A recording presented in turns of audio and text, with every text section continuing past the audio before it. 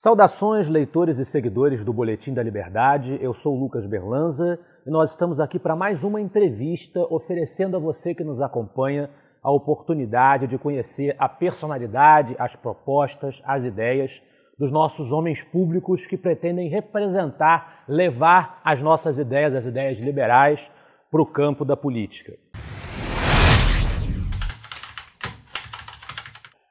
Nosso entrevistado de hoje, ele que é empresário, executivo de sucesso, tem uma passagem importante aí num grande clube carioca, um grande clube de futebol brasileiro, carioca, e ele foi aprovado no processo seletivo do Partido Novo para disputar a Prefeitura do Rio de Janeiro.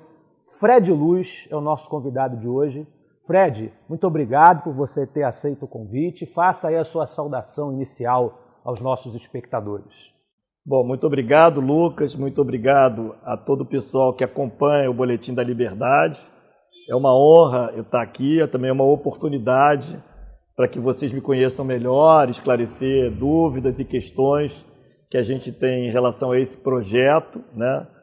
Que é o projeto de aplicação de boas práticas e das práticas liberais à administração pública, principalmente na cidade do Rio de Janeiro, que tanto precisa. Vamos então às questões.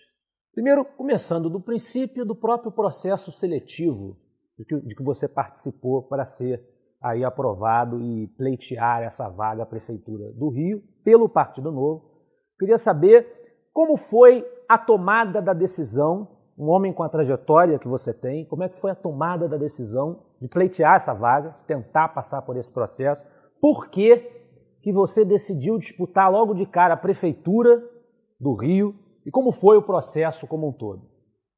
Bom, eu vou voltar 2 anos e pouco atrás, né? Depois eu vou falar um pouco mais sobre a minha trajetória, mas a minha experiência no Flamengo, e eu recebi no segundo semestre de 2017 uma frase: uma sociedade só prospera quando as pessoas do bem são mais audaciosas e participativas do que as outras, né?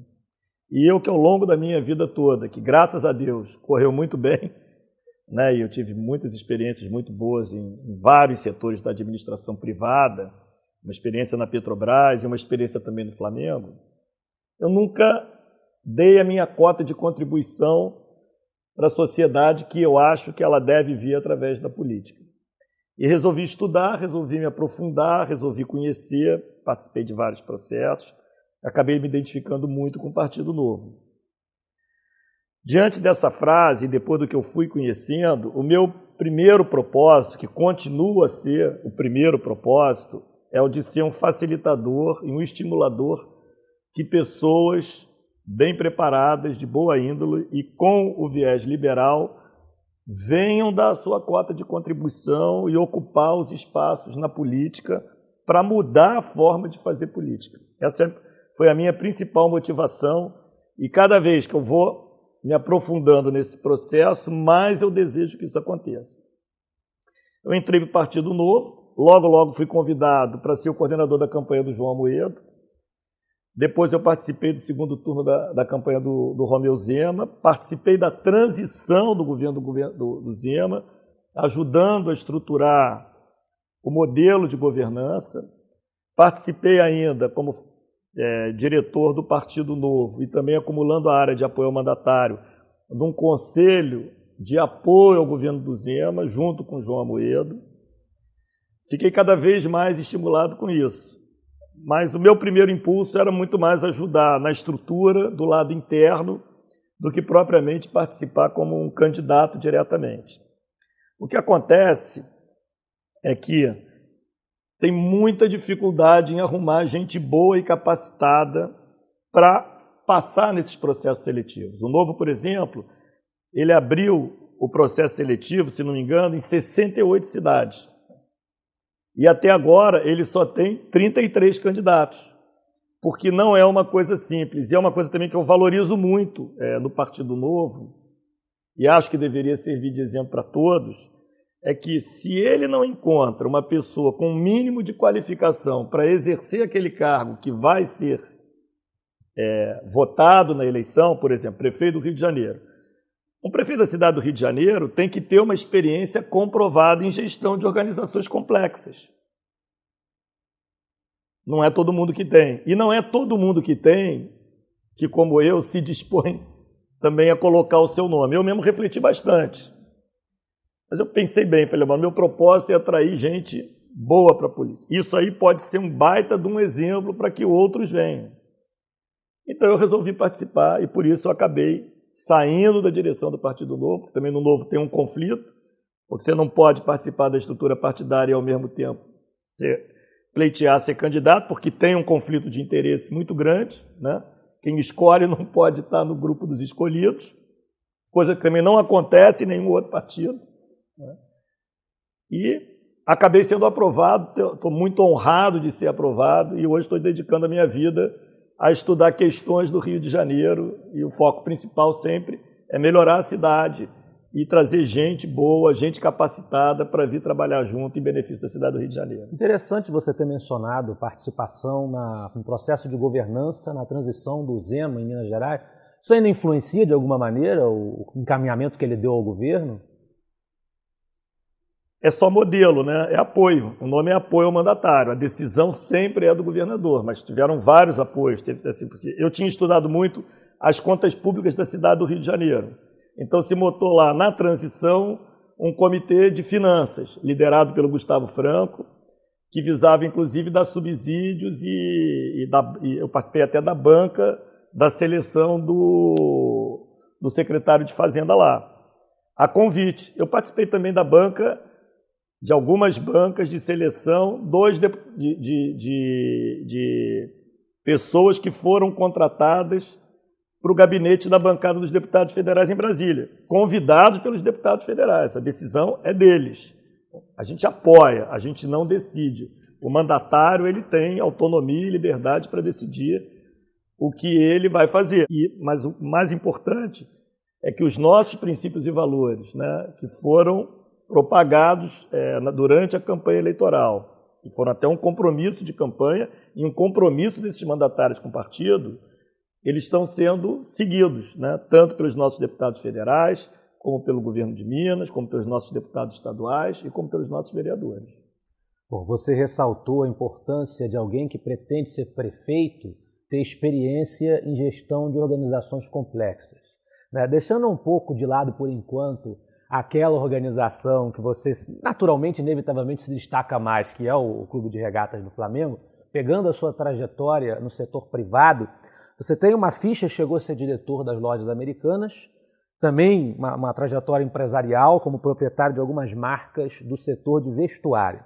Então eu queria que você focasse um pouco nisso, contasse um pouco como foi a sua experiência nesse setor, nessas atividades e como você acredita que isso possa agregar na administração pública.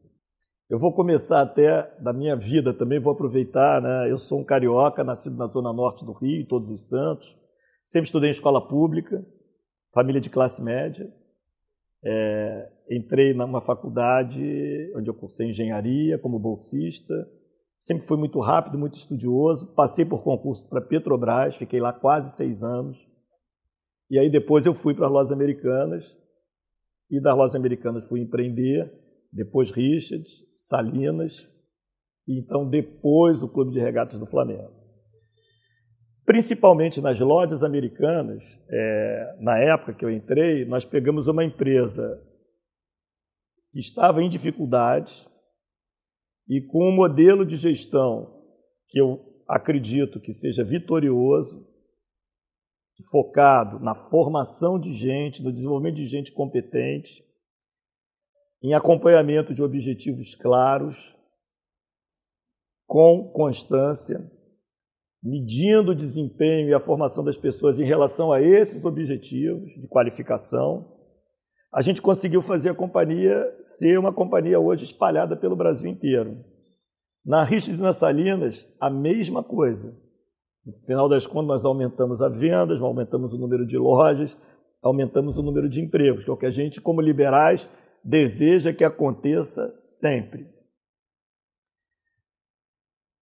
Na prática, tudo acontece dependendo da qualificação das pessoas para aqueles objetivos.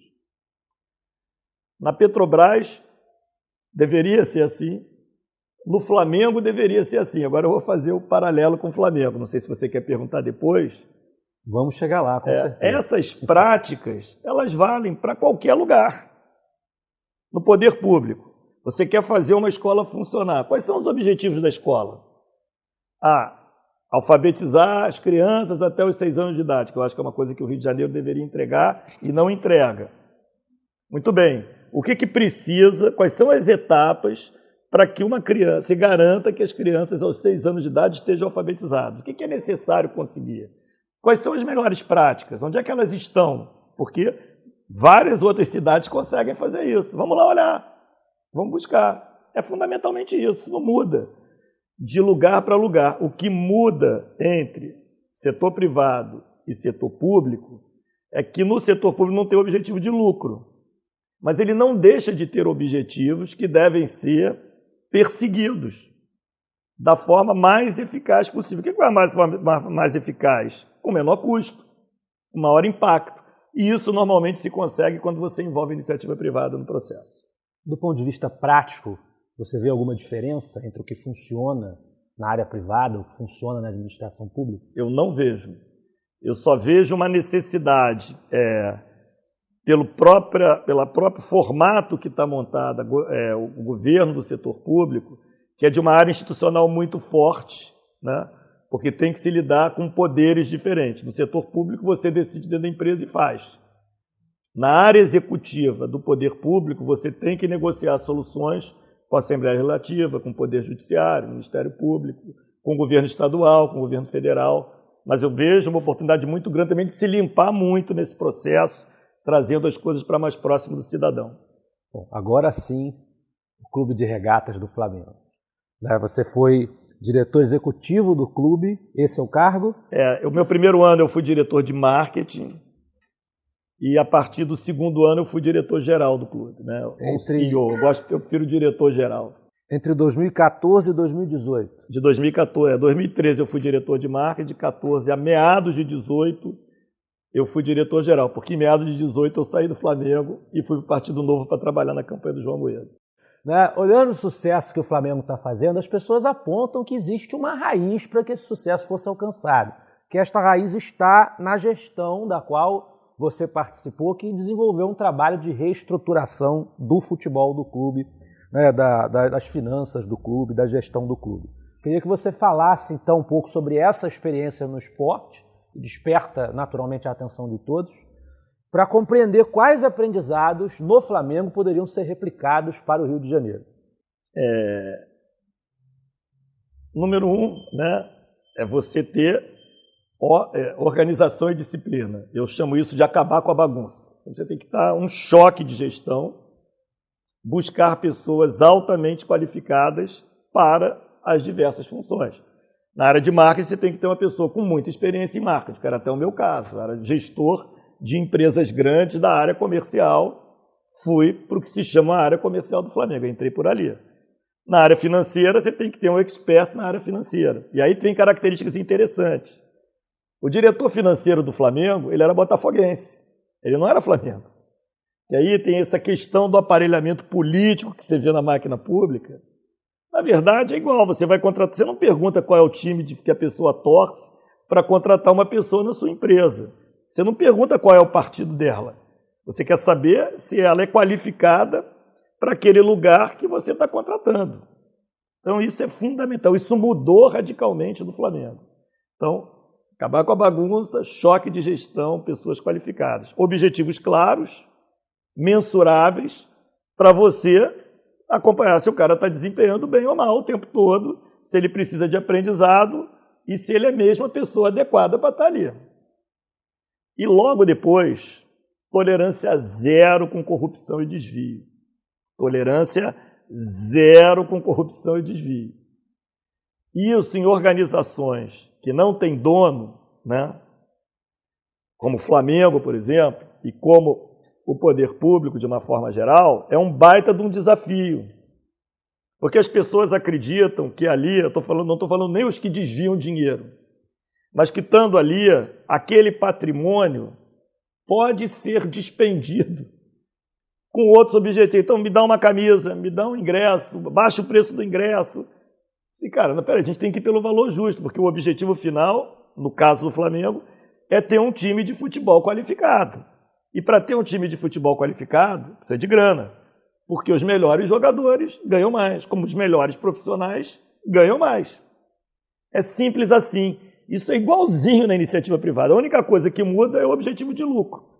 Você não tem objetivo de lucro. Mas qualquer organização privada, mesmo para ter o lucro, ele tem os objetivos que se chama na perspectiva do cliente. Quando você vai para o Flamengo, é um objetivo na perspectiva do torcedor.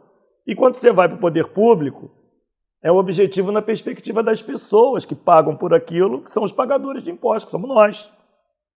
O que a gente quer no poder público? Que a saúde funcione, que a escola eduque, que a segurança funcione, que a gente atraia negócios para a cidade, que a gente facilite a vida dos empreendedores na cidade.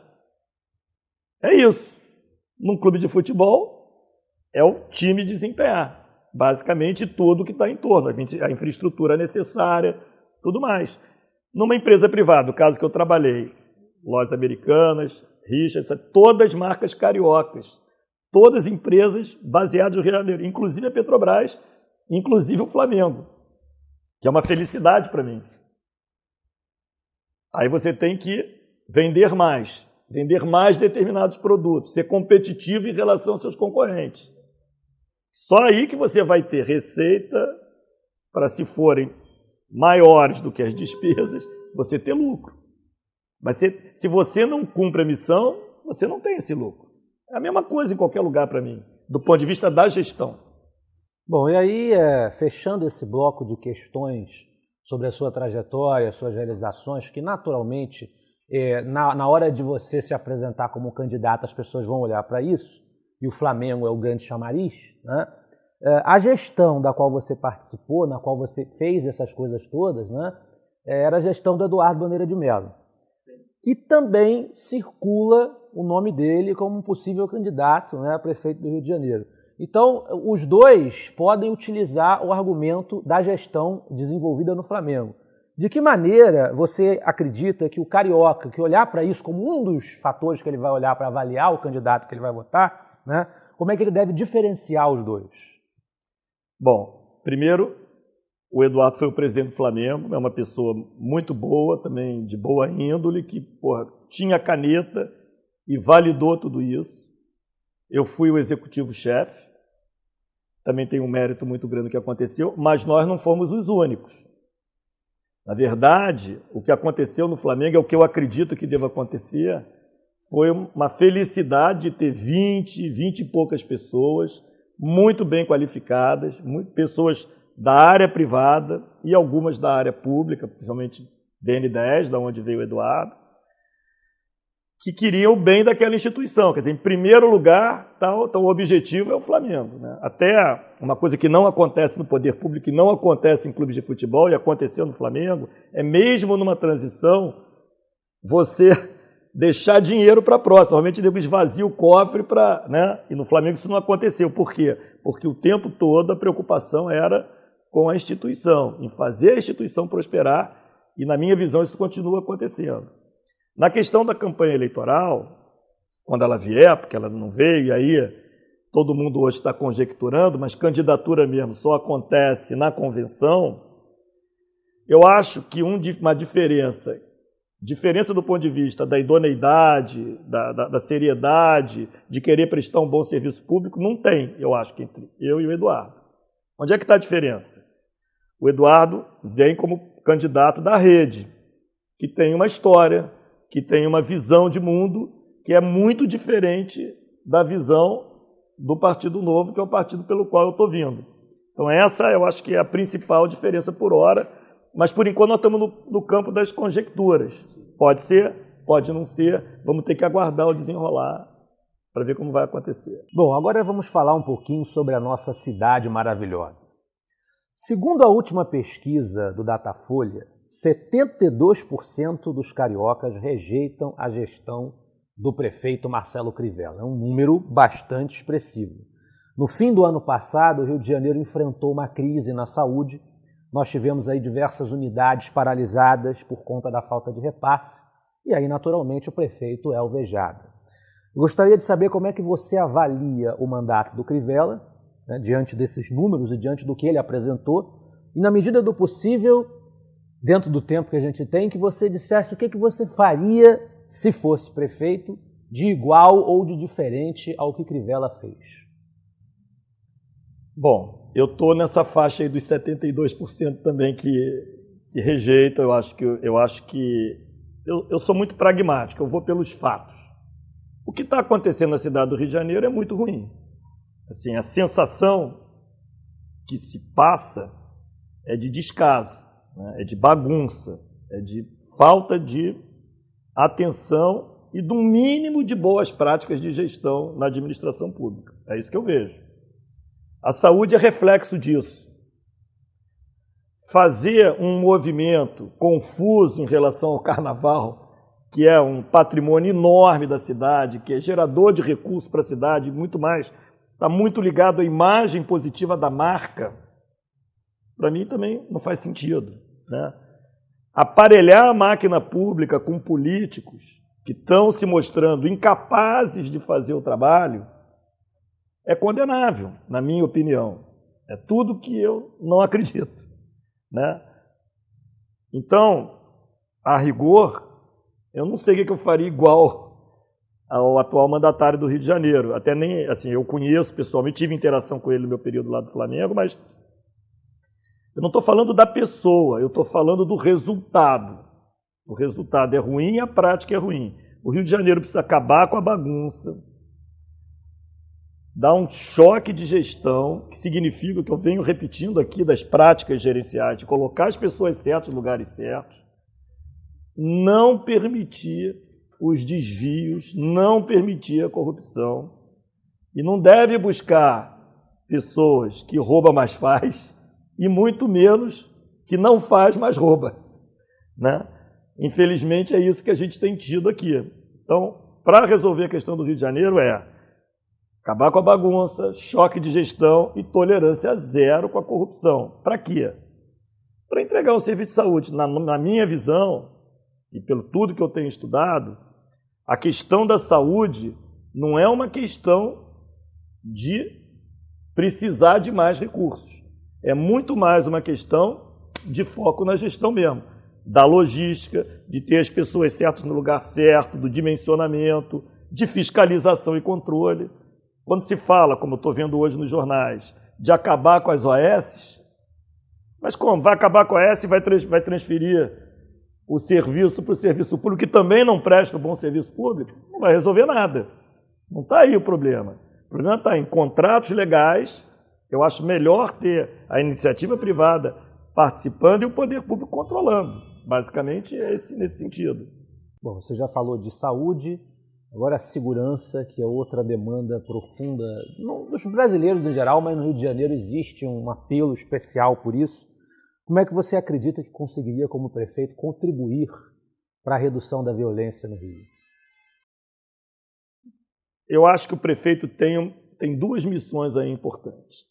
Uma missão depende só dele, que é a do ordenamento público, a de botar ordem na casa, a de dar exemplo, a de garantir que as ruas estejam mais limpas, mais limpas no sentido de facilitar visual, nas áreas de mancha criminal alta, de ter a Guarda Municipal atuando ali de uma forma ostensiva e eficaz, em apoio à Polícia Militar, né? E, por outro lado, é um prefeito também representante do cidadão. Na medida em que o representante da cidade ele cumpre a parte dele, bem feita, ele dá um exemplo para cobrar dos demais poderes, principalmente do estadual, que é responsável pela Polícia Militar, a execução da parte dele. Porque o imposto já foi pago, o serviço está pago. Tudo bem, a gente contrata uma empresa, porque, no fundo, a segurança pública, quando é o caso do Estado, é contratada pelo cidadão que pagou o imposto. O prefeito, como representante de quem mora na cidade, eu acho que ele tem a obrigação de buscar trabalhar em conjunto mas se não for possível, de denunciar o que está acontecendo e buscar que o serviço seja entregue. É como o síndico do edifício que representa as pessoas que moram ali em relação ao poder público. Na minha opinião, é a mesma coisa. Duas coisas ainda dentro desse departamento. Você falou em guarda municipal, tem quem defenda o armamento da guarda municipal. Como é que você vê isso? E segundo, começaram a aparecer no Rio de Janeiro cracolândias. Como é que você atacaria esse problema? Bom, armamento da guarda municipal ainda não tenho opinião formada, né? Eu visitei o secretário de Segurança do município de São Paulo, no meu processo que eu chamo de andando, conhecendo e aprendendo. Eu ainda estou nesse processo. A gente está montando planos e propostas, então eu não tenho isso consolidado. Tenho opiniões muito favoráveis a armar, tenho opiniões desfavoráveis, ainda não tenho uma convicção pessoal em relação a isso. Em relação a cracolândias, eu acho que, em relação ao desordenamento, eu acho que tem que ser combatido. Tem que ser combatido firmemente. É aquele negócio, as pequenas concessões vão levando aos grandes desastres. Então, isso aí, quando eu falo assim, acabar com a bagunça, é ter toda a energia, a ação do município para dar uma demonstração de que a cidade funciona, vai funcionar e coibir esses desvios, claro, que também olhando o lado humanitário, procurando apoiar a construção, mas não podemos deixar essas coisas prosperarem. Bom, você mencionou já a questão do carnaval, o comportamento que o Crivella adotou em relação ao carnaval, a grande festa popular, carioca e brasileira. Ele reduziu, ao longo do seu mandato, as verbas públicas destinadas às escolas de samba. Eu queria saber como é que você enxerga se a prefeitura deve fornecer auxílio financeiro às escolas, ao carnaval em geral, aos blocos, né? A gente teve aí uma pesquisa também do Datafolha, divulgada em dezembro, que mostra que 60%, aponta que 60% dos cariocas aprovaram a retirada da verba, né? A redução da verba. Como é que você vê isso? Eu acho que a gente tem que olhar todas as questões do ponto de vista sistêmico. Eu, como liberal, sou avesso a subsídios para qualquer área. Agora, você tem que sempre olhar como você faz a transição, como você apoia a iniciativa privada e como você passa de um momento para o outro. Então, vou até dar o exemplo de quando eu entrei no Flamengo. O Flamengo tinha várias coisas que eu não gostava, mas que se eu interrompesse de pronto, eu ia causar mais dano do que benefício. Então, assim, eu acho que, por exemplo, eu estou lendo nos jornais hoje que o Carnaval de São Paulo já vai atrair mais turistas do que o Carnaval do Rio de Janeiro. Isso para mim é inconcebível. Inconcebível. A grande marca do Carnaval é a do Rio de Janeiro, né? A Bahia em segundo lugar, e a gente vai perder para São Paulo. Eu não vejo o menor sentido nisso. Então, assim, olha, eu quero chegar a um objetivo de não dar subsídio nenhum. Mas o que eu... Porque me interessa muito ter o Carnaval, porque gera uma pancada de outros recursos, benefícios, o setor hoteleiro funcionando, bares e restaurantes funcionando, a cidade gerando dinheiro, grana mesmo, né? Negócios.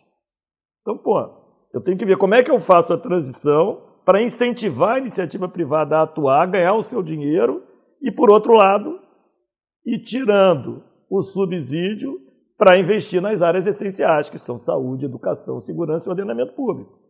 Mas eu sou contra fazer qualquer coisa de afogadilho, no dia seguinte você chega lá, acaba com tudo, e aí você destrói uma atividade extremamente importante para a cidade. Bom, Partido Novo se notabiliza pela agenda liberal. Você falou bastante em liberalismo, se identificou como liberal aqui. Uma das agendas fundamentais do liberalismo é a redução do escopo do Estado. A gente ainda tem empresas estatais aqui no Rio de Janeiro. Então eu queria saber se você já traçou, já concebeu, no caso de ser eleito, iniciativas nesse sentido de redução do tamanho do Estado e, por que não, de privatizações.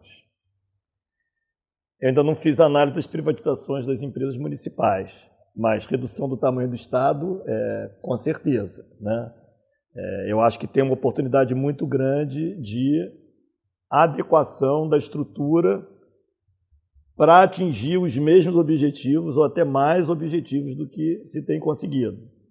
eu vejo como sempre muito positiva a parceria também do Estado fomentando o empreendedorismo, e aí muitas atividades podem ser executadas pela iniciativa privada. Então o espírito vai ser esse. De novo, como até respondi na questão anterior, tem que fazer um mapeamento completo da situação para fazer um caminho da transição. Eu não consigo te responder agora em quantos dias, quantos meses, quantos anos a gente vai fazer, mas com certeza, se nós formos mesmo candidatos e se nós formos eleitos, mas já como candidatos, nós teremos um plano organizado e aí, conhecendo melhor as contas, porque em Minas nós só fomos conhecer as contas mesmo depois que o governador Zema assumiu.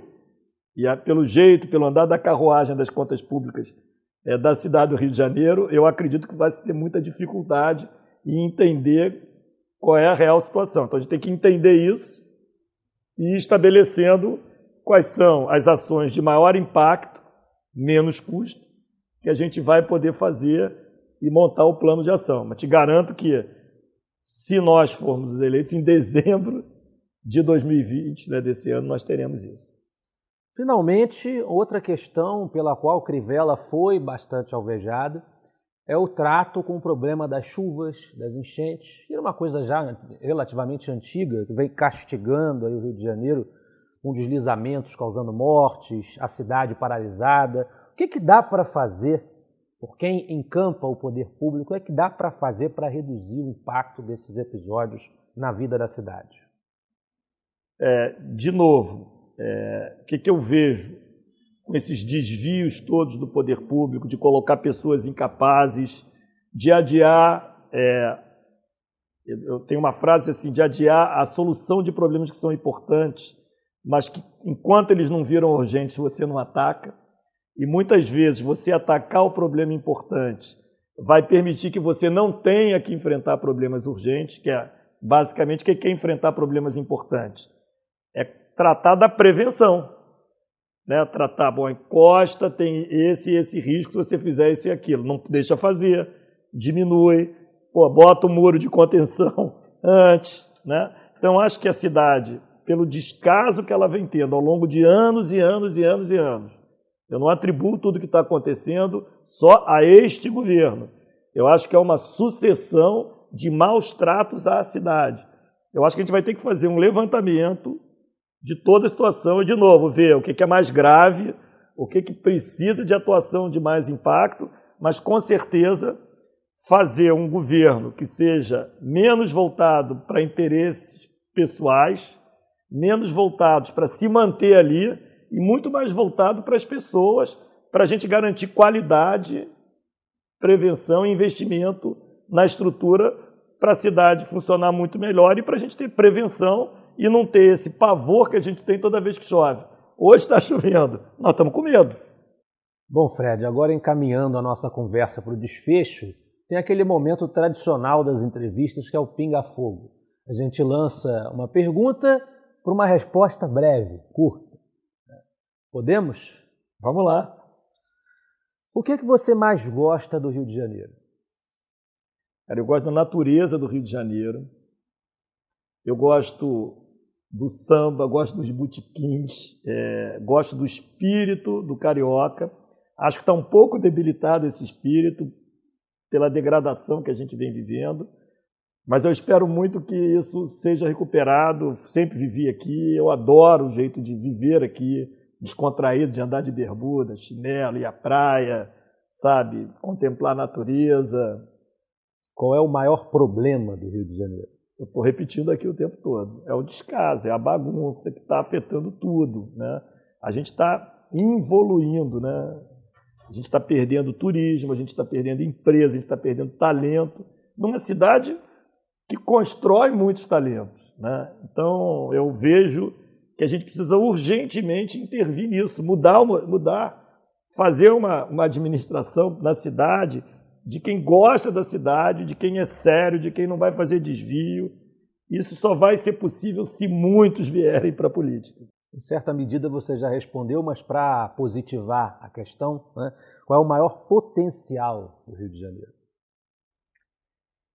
Eu acho que o Rio de Janeiro tem potencial para atrair muitas empresas na área criativa, na área de tecnologia, tem muito potencial para ser um grande lugar para eventos o ano todo.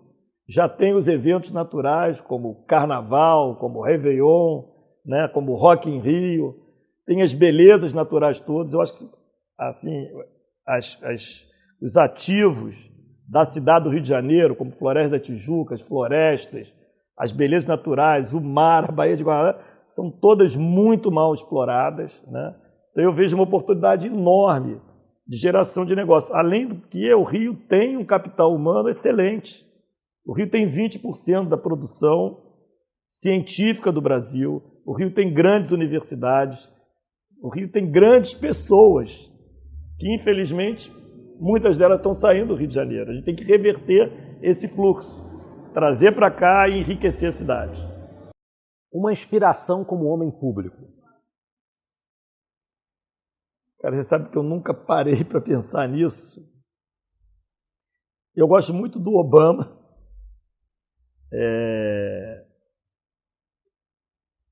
Margaret Thatcher. Eu queria encontrar um nome brasileiro, mas que não era um homem público, que era o Visconde de Mauá. A solução para a gestão pública. Eu acho que é qualidade das pessoas que militam no poder público, é transparência, é sempre olhar qualquer iniciativa, qualquer política pública sob a ótica do impacto para as pessoas, para a maioria das pessoas. E é a descentralização ao máximo, levando o poder no limite para o indivíduo. Agora, sainha justa, né? De 0 a 10, qual seria a nota do governo Bolsonaro? Eu daria um 7. Porque eu acho que vai muito bem na área econômica, acho que poderia ir mal, poderia ir mais, poderia ir melhor, mas está indo bem. As pautas são muito caras aos meus princípios e aos princípios do Novo. Eu acho que tem grupos de ministros bons. Eu acho que vai mal na questão da educação. E eu acho que vai mal nessa hesitação, e na minha opinião não está claro, sobre a questão de estímulo à Lava Jato, à anticorrupção. Na minha opinião, não está legal. Eu esperava mais. Também de 0 a 10, Wilson Witzel. Eu daria um 5. Porque eu acho que ainda não está definido claramente. Eu vejo sinais contraditórios, né? Lendo os jornais, eu vejo algumas notícias boas, como tentar fomentar o turismo, tentar fomentar a atração de empresas. Eu acho que na questão da segurança é ambíguo. Eu acho que estão sendo conseguidos resultados bons dos índices de criminalidade. Eu achei a retórica no começo inadequada, do meu ponto de vista, e quero ver mais. Por isso é que eu ainda estou assim, em cima do muro e a nota é 5. Concluindo, Marcelo Crivella. Cara, tá difícil dar uma nota, alguma coisa diferente de 0. Muito difícil. Eu não preciso nem perguntar por quê, porque você já falou bastante, né? Então vamos à nossa despedida. Quero agradecer mais uma vez por você ter aceitado participar dessa conversa. Tenho certeza que foi esclarecedora para o eleitor carioca, para aquele que está interessado em te conhecer melhor. Queria te convidar então para fazer a sua despedida, as suas considerações finais, respondendo por que o eleitor do Rio de Janeiro deve prestar atenção à sua pretensão de ser candidato à prefeitura. Bom, eu quero primeiro agradecer muito estar aqui, a oportunidade de estar falando, conversando com vocês. Estou me sentindo muito bem aqui no ambiente de liberais. Eu acho que o eleitor deve, principalmente, ir buscar a minha história de vida, para conhecer. E acho que isso é fundamental na hora da gente escolher qualquer pessoa para uma função. No fundo, o cidadão do Rio de Janeiro é quem contrata o prefeito do Rio de Janeiro, né? É quem contrata o político. Qualquer processo de contratação bem feito, a primeira coisa a gente vai buscar referências da pessoa e a história de entrega dessas pessoas naqueles assuntos ou a competência para resolver os assuntos que a gente considera mais importantes serem resolvidos. Então, eu peço que vocês procurem me acompanhar, procurem olhar o que eu estou fazendo. Eu tenho nas redes sociais, eu sou Fred Luz, né? Tanto no Twitter, como no Instagram, como no Facebook. Tenho também um número de telefones onde vocês podem me acompanhar via WhatsApp, que é o 989-00-3030. Não sou candidato, provavelmente serei, mas isso só acontece formalmente na convenção do partido, que se dará no mês de julho, pelo calendário eleitoral. Recomendo bastante que vocês acompanhem os candidatos também, os pretensos candidatos a vereador do Novo. Eu acho que a mudança na política, ela inclui muito o poder legislativo, tanto quanto o poder executivo. Então eu peço basicamente isso, que vocês acompanhem, e eu acho que eu sou uma ótima alternativa se isso lá na frente vier a se consolidar. Vale lembrar que iniciativas como essa de desenvolver um jornalismo de orientação liberal, de viés liberal, só são viáveis graças ao apoio generoso dos nossos assinantes, que com uma pequena mensalidade contribuem e mantêm as atividades do Boletim da Liberdade. Então, se você acha que trabalhos como esse devem continuar acontecendo, que são úteis, que enriquecem o seu tempo, os seus interesses, acesse o nosso site e dá a sua contribuição, assine o Boletim da Liberdade.